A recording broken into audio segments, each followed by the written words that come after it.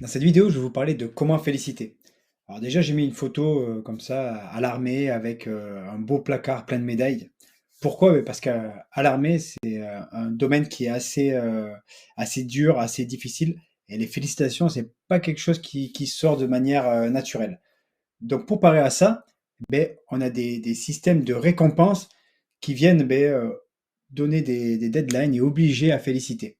Par exemple, quand un soldat accomplit bien sa mission, je sais pas, un cuisinier qui va en exercice et qui fait de la nourriture pour chacun des soldats sur le terrain, il peut recevoir au retour une lettre de satisfaction de son chef. Elle sera lue devant toute la troupe et donc chacun sera au courant qu'il a fait une mission correctement, qu'il a bien accompli sa mission.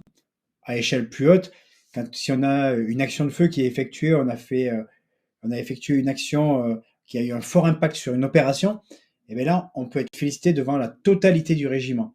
Donc là, c'est le chef du régiment, donc un régiment, c'est quand même un millier de personnes, qui rassemble tout le monde et qui lit un texte et qui finit par, pour ses actes, cette personne-là mérite d'être félicitée. Donc c'est quelque chose qui est vraiment impactant et qui vient montrer de la valeur et de la reconnaissance. Donc c'est pas ce que je vais vous dire aujourd'hui, je vais pas vous dire de féliciter devant tout le monde à chaque fois parce que maintenant il faut savoir s'adapter aux personnes qu'on a en face, si elles ont envie d'être félicitées devant tout le monde ou pas, et en même temps il faut être à la hauteur des actes qui sont faits. En soi, pour moi, le template à suivre, il est assez simple. Pour féliciter, donc que ce soit un collaborateur ou même un supérieur, il peut être le même. Parce que oui, il est important aussi de féliciter un supérieur.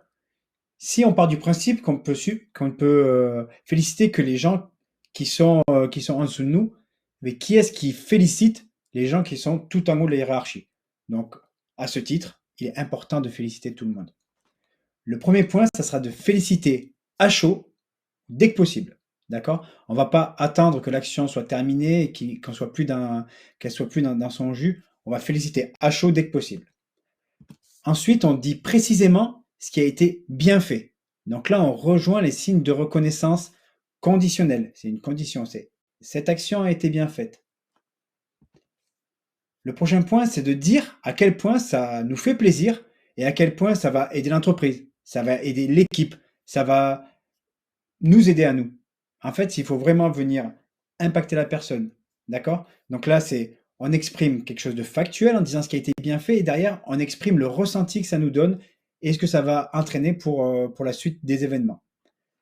Les prochains points vont servir à encourager à continuer ainsi. D'accord? Si c'est un collaborateur, on va l'encourager à continuer à nous donner du travail d'une telle qualité. Si c'est un supérieur, ben on va l'encourager, par exemple, à nous donner des briefings de qualité les prochaines fois, comme celui-là.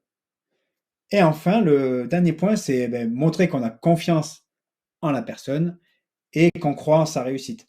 D'accord? Donc là, bien sûr, on va adapter si c'est un collaborateur ou un supérieur, mais on vient toujours de la même façon venir montrer la confiance. D'accord? C'est ces éléments-là qui vont créer la confiance.